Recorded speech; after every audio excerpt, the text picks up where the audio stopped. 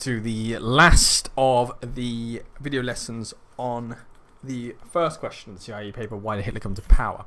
We're looking today at the Nazis themselves and Hitler, who has, to some extent, remained curiously absent from a lot of the discussions we've had this far. This is in part because there is a tendency of students to sort of see Hitler as this evil genius who has both created, propagated and exploited all the factors, or the major factors, putting himself into power, i.e. his calculating evil genius put himself into power, and everyone else was just so passive in it. While a very convenient myth, particularly after the Cold War, when you need to be friends with Germany after all over again. In reality, at best, he can be described as a very effective exploiter of a series of structural problems that we have looked at, and structural issues that we've looked at, in order to project himself into power. So the session today is primarily going to be focused on number one, how does Hitler and Nazis best position the party in a way to exploit and mean that when people believe ill of the Weimar government or have a fear of communism, it is the Nazis their votes go to, as opposed to any of the other many parties who they could possibly vote for in those circumstances. And then, what is Hitler's particular role in relation to that propaganda, as well as more generally, which helps the Nazis secure that chancellorship. So the former is fairly standard and a fairly sort of standard position about Goebbels. The latter usually students find a challenge because it goes against their preconceived notions of Hitler. So before we go any further, it's important to realise that there is absolutely no way you can become Chancellor in the era of presidential government unless Hindenburg invites you to become president. Hitler therefore does not come to power because he has the majority of votes. As we explained previously, the fact that he had the majority of votes, or had a large chunk of the votes, he didn't actually have the majority, but he was the largest party, made him attractive to invite to what in Hindenburg's mind was a token position which he would control from above. If Hitler did not have this large sort of support base, his attractiveness as a popular support bolt-on to his Hindenburg's authoritarian government would not be there. There's no way they would consider Hitler being invited into office if he did not command a significant chunk of the voting public. So we need to work out who voted for him. And initially and historically, there was the view that Hitler and Nazis were predominantly a middle-class and Mittelstand organisation. Most of their votes came from the middle classes and those who are slipping down, particularly the Mittelstand. This is in part based on truth.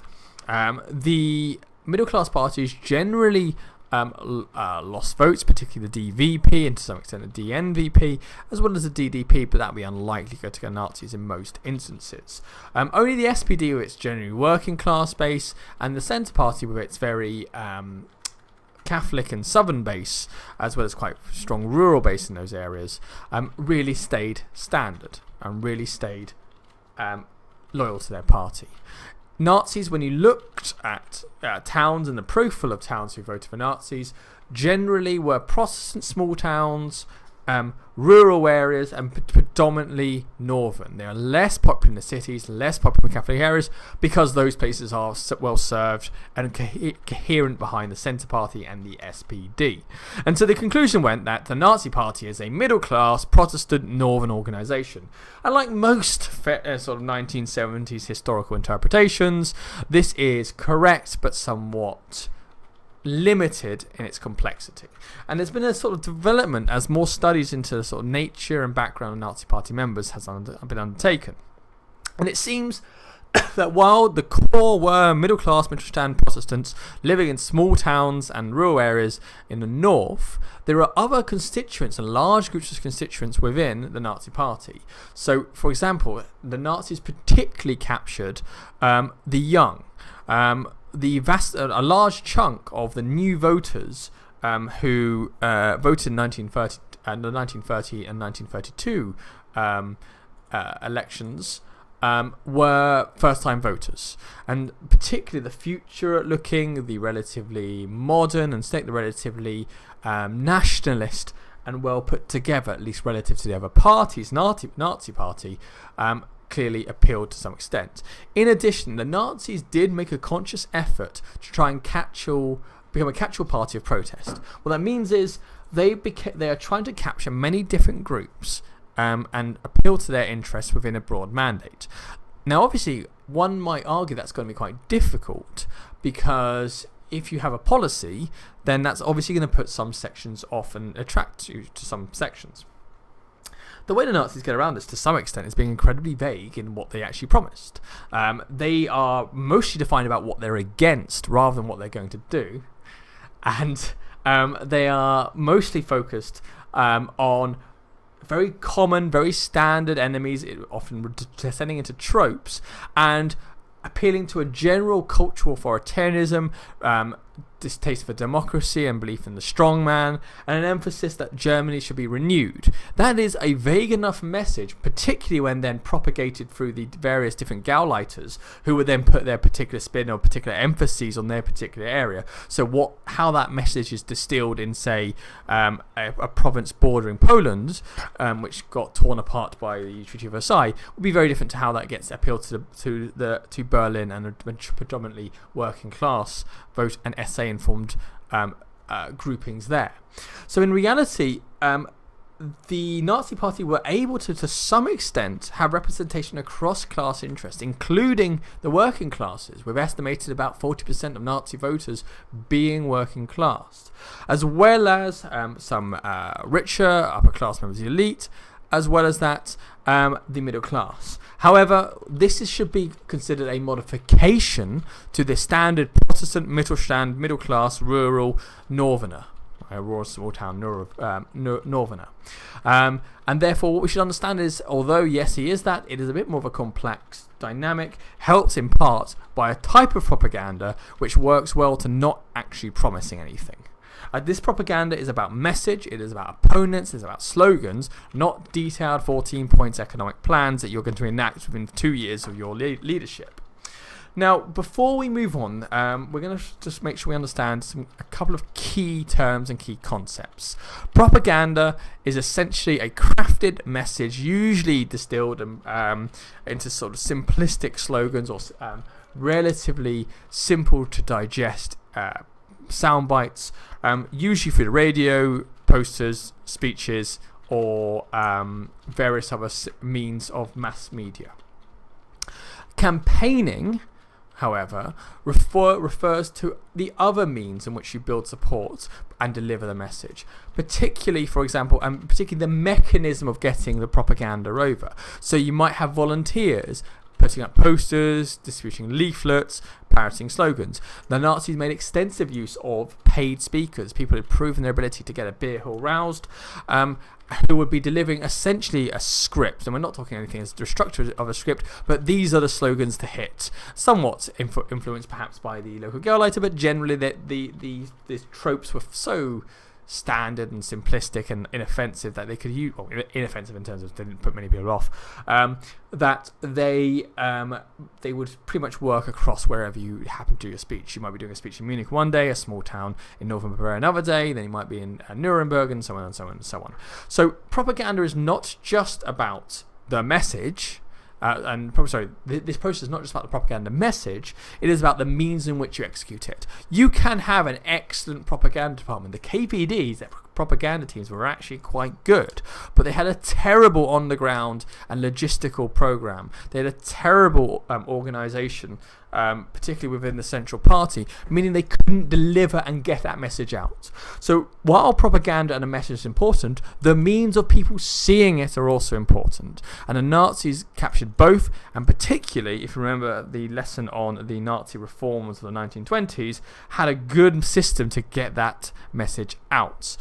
A small word needs to be taken about Joseph Goebbels. We'll explore him in a bit more detail in a second. But he was Hitler's propaganda chief, first unofficially, then officially. And he believed in saturation. Saturation propaganda. People do not simply glance at a Nazi poster and go, and now I am a Nazi.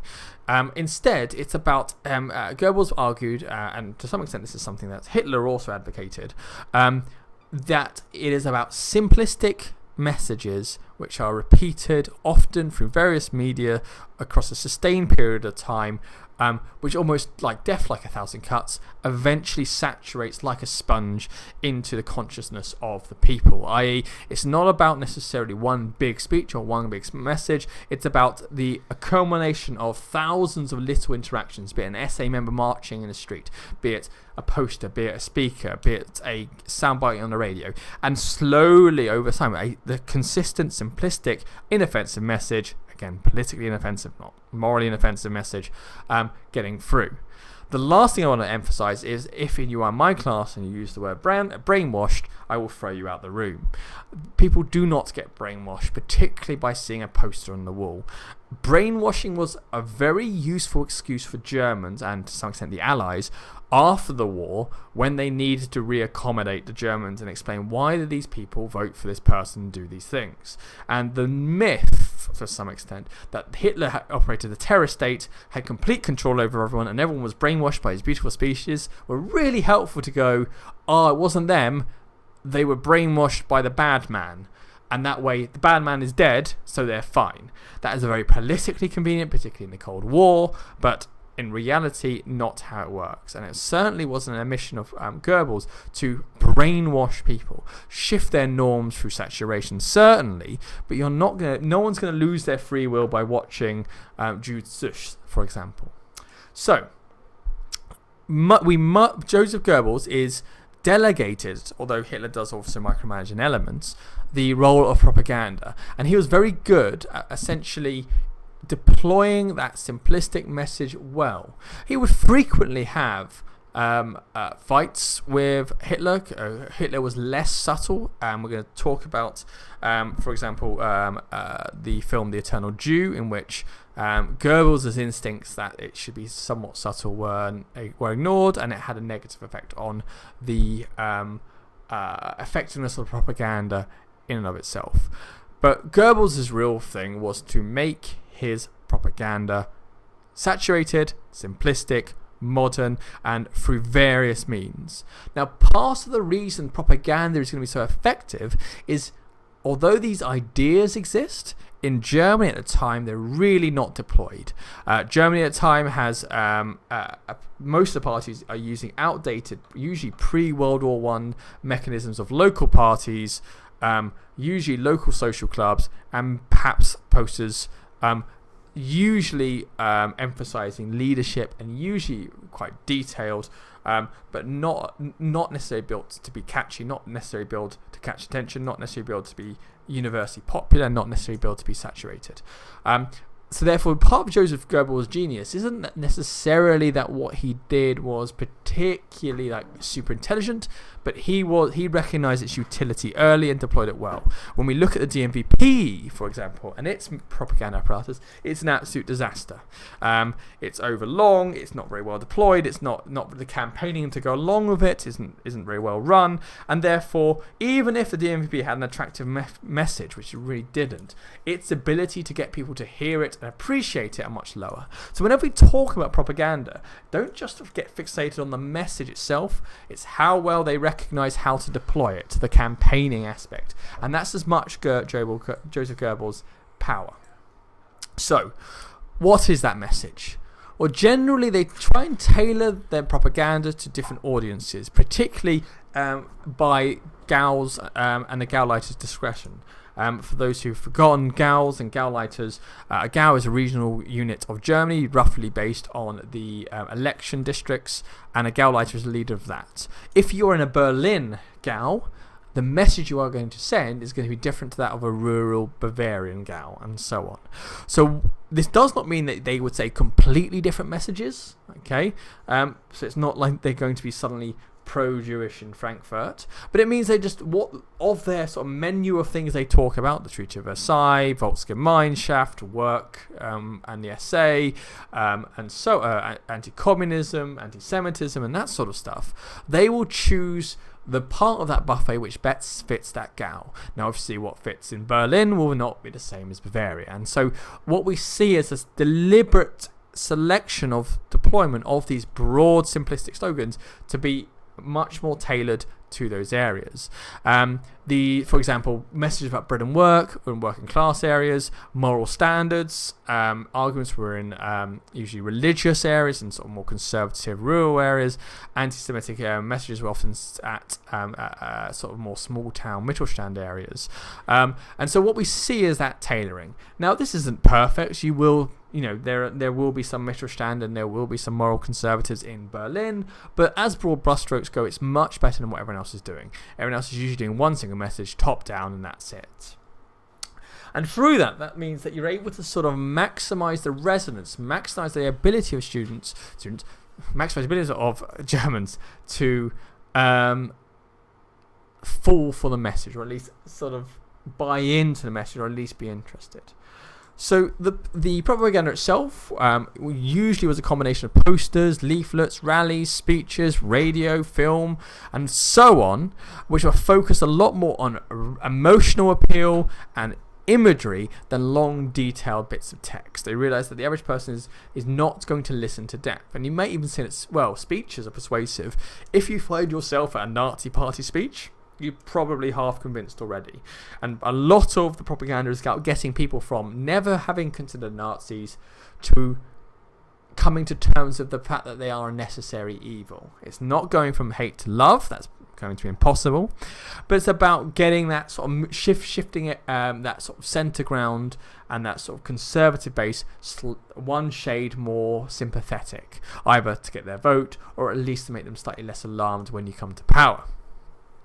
In addition, the Nazis made massive use of their association and their pseudo-tactical non-aggression pact with the DNVP. Hugenberg was the owner of a massive media empire, which the Nazi message played well through and gave Hitler a relatively easy time of most things. This started with the anti-Young Plan campaign in 1929, but continued well into the 1930s, particularly around the Nazis' views on communism, which and their role of the SA in clamping down on communism, which was being used by Hugenberg as not even that much to sort of herald the Nazis, but to sort of attack and damage the government, i.e. these guys are not dealing with it, they have to rely on the Nazis instead. In addition, while propaganda was important, when we look at the electoral profile and the rise in votes, areas where there's not as much saturated propaganda, where the Nazis did not deliberately target, still see a significant rise in support. So we can't just conclude, therefore, it's entirely based on propaganda alone. Propaganda does not brainwash. Propaganda does not suddenly convince someone from zero. Propaganda needs several things. It needs a message that people want to hear. Okay, propaganda is a means to sell that message, not the message itself. It needs a campaigning apparatus to make sure it gets out and it gets out well. It needs funding to pay for it, and therefore the elite funding. It needs a message which is tailored to what the problems are. It needs problems in society that people are angry about. Great Depression, Weimar weakness. So while propaganda is helpful, I think what we really need to understand is it is something that makes currency and is the means in which to exploit other factors. Okay, so it's very much the glue as opposed to the major reason. Now, one particular part of Nazi propaganda which was quite popular and significantly effective was something called the cult of Hitler, or the cult of Hitler. There is a particular emphasis on Hitler as the leader to lead the rejuvenation of Germany, as a person to deal with the crisis. This very much borrows on the authoritarian tradition which has existed in Germany since well before the Kaiser.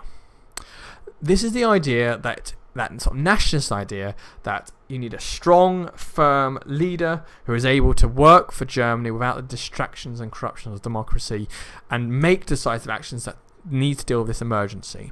A lot of Germans will sort of vote for Hitler on the basis of Hitler, not the Nazi platform, but not the nature of Nazis. They will vote for the Nazis on the basis of this short-term crisis, be it the economic or political crisis, rather than because they want to see the Nazis in power forever.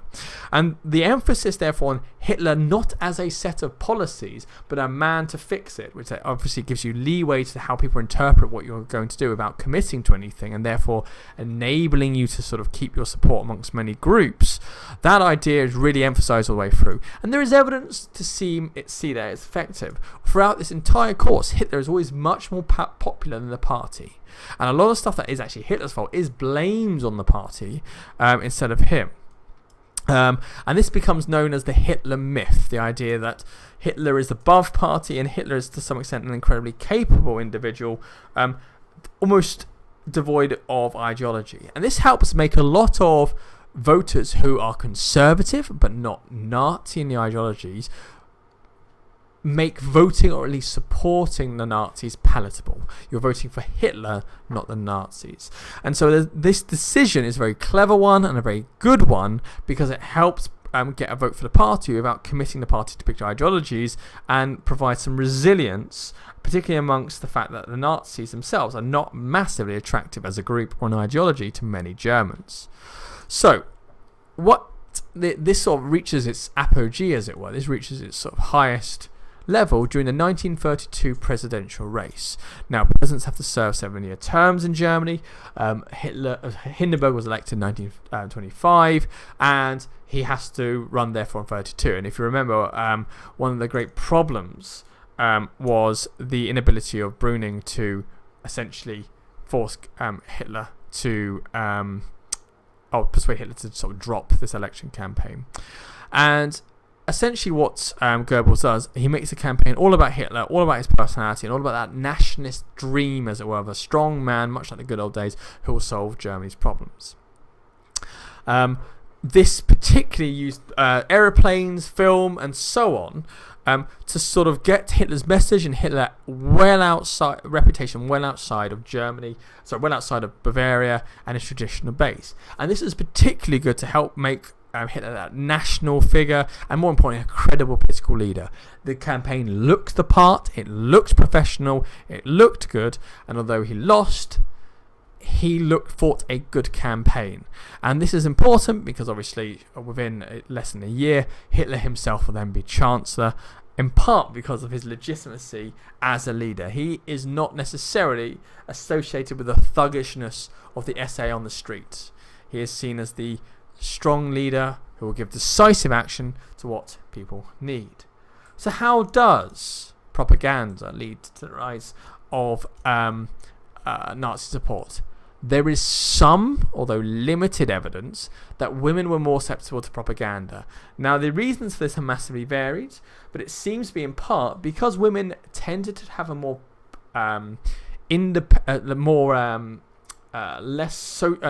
more family-based, more traditional role in Germany.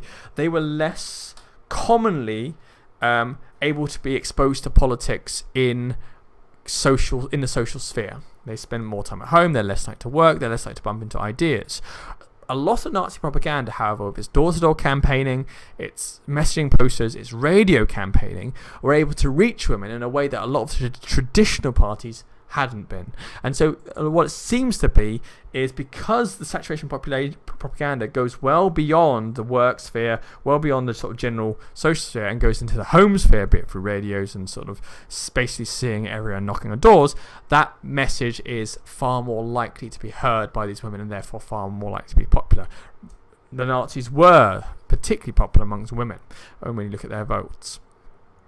It is worth noting that they polled well amongst groups that were targeted by propaganda, but it wasn't hugely much higher. So white-collar workers were targeted quite a lot, but they did not necessarily hugely vote for the Nazis more than average. In part, you could argue that a lot of the support from the Nazis comes from the fact that the Nazis are not about a thing, as in an ideology, a policy platform, but it's much more about what they're against. They are a protest vote, protest against political failure and economic failure. It's a registered vote for alienation and against culture, and alienation against the change of the economy.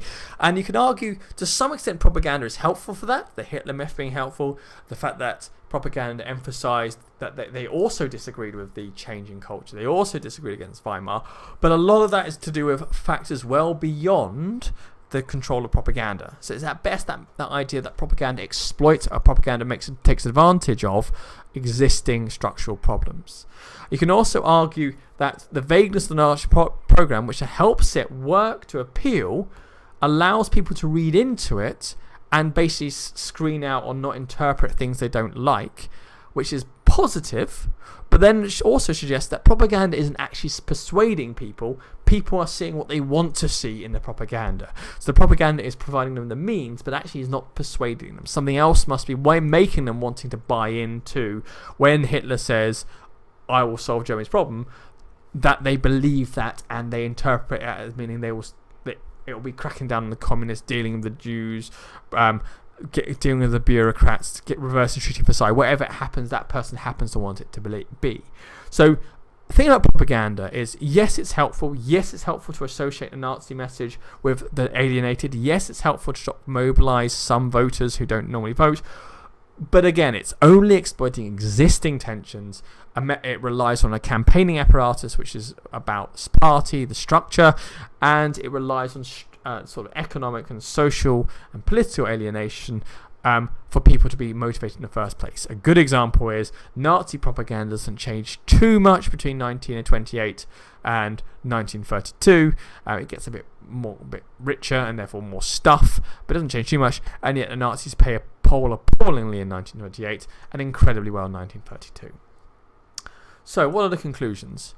Nazism is perhaps based, and the propaganda is much more on an emotional appeal, and are based on, which then leads to a mass support rather than a policy platform. It's not about voting for this, it's about voting for a certain attitude towards alienation, the capitalism, the democratic parties, and so on. It can be argued that because he has success in areas where there's so little propaganda, propaganda is less important. The propaganda that does help is good because it reinforces existing stereotypes, reinforces existing values.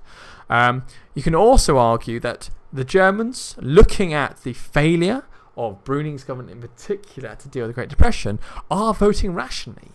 If the standard parties have showed themselves as failing as an economic agenda, the Nazis do have some sort of vague economic agenda. Okay, usually it's based around rearmament and public spending. You could argue that therefore you might as well give these guys a go. This is a rational choice based on the failures of others. Okay, and it can also be clear that Hitler's anti-Semitism, while motivating some people, wasn't unique in Germany at the time. It's not that people were actually not anti-Semitic. It's more that quite a few parties were anti-Semitic. The Centre Party had a strain of anti-Semitism running through it. The DVP did as well. The DNVP had a horrific strain running through it as well. And therefore, anti-Semitism didn't necessarily make the Nazis unique as an electoral outcome. And it really wasn't something which was the front and centre of the majority of pitches made. Instead, it was more of a trope added into a broader message about the communists and so on. As mentioned, campaigning is vital for this. You need to have a good campaign network. You need to have a good system of campaigning. You need to have a good, well-funded media team. You need to have lots of volunteers. You need to have them coordinated to get that message back out.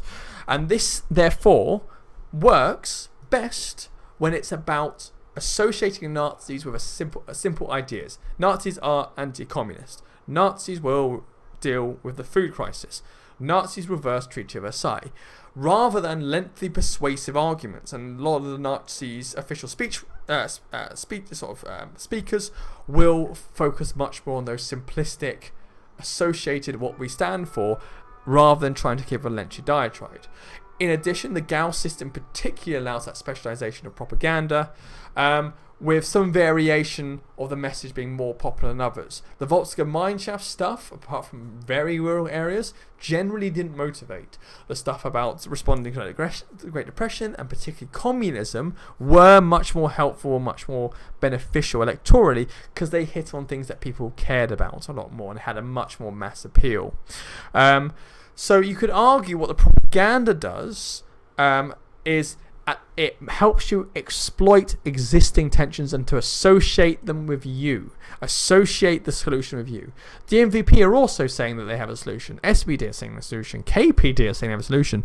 But it now allows you in that busy environment to make the biggest impression and associate the solutions that people want to hear with your party. It creates a base, okay, if not the fundamental reasons why people vote for you.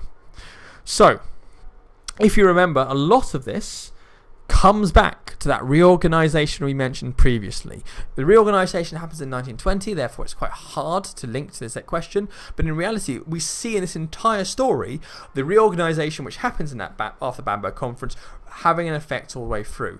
This propaganda operation is impossible to sustain without a lot of money, and that money comes from that shift to legality, that courting of industrialists particularly, and that tightening up of the financial arrangements. You can't force through one solitary message that everyone's going to follow and not deviate from, although the SA try their best, without fewer principle. And therefore, the fewer principle established at the Bamberg Conference is again vital to make sure you are on message. People are not saying more politically unpopular things. Because one of the worst things to do if you're giving simplistic message is let some local Gauleiter start saying, but actually we're going to tax the rich super high, and then suddenly you've lost your middle class. In addition, you can argue that the reorganisation and its ability which helps the party hold together means that it's easier to stay on message. The SA will spend the 1930s horribly beating up many people, and they will increasingly go off the chain and off the leash, increasingly focusing on what their own leaders say as opposed to what Hitler says. And this does harm the message that the Nazis are a party of legality, the Nazis are a party of order, and when you see the SA kicking in some random civilians, it does not look great. But the fact that Hitler had at least some degree of control after Bamberg, and although that erodes, particularly in the 30s, that he keeps just enough control to minimise the impact of that increasing left-right split. Had he not done this, the SA would have gone off the chain well earlier and pretty much destroyed most of this brand that the Nazis are a party of order. As mentioned, the Gauleiters are vital in those reforms. Appointments of people such as Goebbels are essential, and without having the legal path shift, which is again another effect of reorganisation, we wouldn't see the time and effort spent on preparing a election campaign and thus propaganda. Instead, you would have time and money spent on preparing for the next failed putsch. The last thing I want to focus on is Hitler's role. This can be easily conflated within propaganda, but if you wish, you can make it its own side. Part of the convenient myth for everyone concerned in Cold War Europe is that Hitler was a brainwashing demagogue. A demagogue is someone who seeks support by appealing to popular desires and prejudices rather than using a rational argument. And there's a lot of hints of he spoke so well, he brainwashed me, he mesmerized me. In reality, Hitler was a good stump speaker. Stump speaker is someone who speaks to medium to small size audiences, gets them riled up and motivated, appeals to their prejudices, but doesn't necessarily mobilize them in a particularly effective way. He is certainly good at hammering those tropes. How far, however, is he persuading people who have chosen to visit the Nazi party or listen to a Nazi party speech or listen to the Nazi party on the radio? How far is he persuading these people to join a Nazi party? Or how far is this someone who is already sympathetic to the core message? Treaty of Versailles was wrong. Germany needs to be the stronger. Communists are bad. The Weimar democracy has failed. Pretty uncontroversial point. How far is he just exploiting this, given that he has a slightly better mouthpiece than everyone else because Goebbels is doing a good job? In reality, there are obviously some super dedicated supporters who love him after seeing him in a speech. But you must bear in mind that a lot of the people who hear him speak and support him are already half convinced for other reasons, usually around the failures of Weimar or the Great Depression. And therefore, is that him being a speaker, or is that structural problems with him exploiting it? I would say it's at the end. That does not diminish his ability as a speaker, but certainly means that we could provide a little bit more of a nuanced analysis on his role. In addition, the sort of people who turn up to a speech and like Hitler often end up being the more consent-based rather than fanatically loyal type. And what we find is a lot of people who listen to Hitler as a speaker support them and have sympathy, but tend to be ones who won't necessarily go along with every single law that Hitler passed. I.e., they don't love him and will agree with everything he does. When Hitler and the Nazis try and do something unpopular, they will dissent or they will not at least like it. So when we look at the supporters, yes, they are positive and they argue more positive, but they're not like suddenly Hitler can do no wrong. They are sympathetic, they'll give Hitler some leeway, but they won't necessarily buy everything. So what is Hitler's role? Well, a nice thing to do in an exam is to flip it on its head. Many students will go down there, Hitler was a good talker, and then what he did is he persuaded them to be Nazis, and then they were Nazis, and then he won. Line of argument. You can perfectly say, yes, his ability as a speaker were helpful, but it's worth emphasizing, in reality, a lot of his most important role is his political role, not his speech-making role.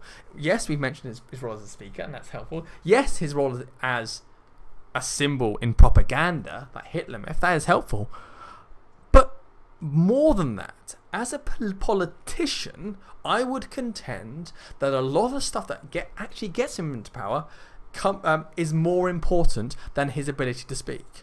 As a party leader, he manages to single-handedly reorganize the party within 3 years in a way that allows him to do the propaganda to sell the message, allows him to exploit the Great Depression when it comes, allows him to keep that unity, if only just about, through sheer force of personality and structure of the Nazi Party.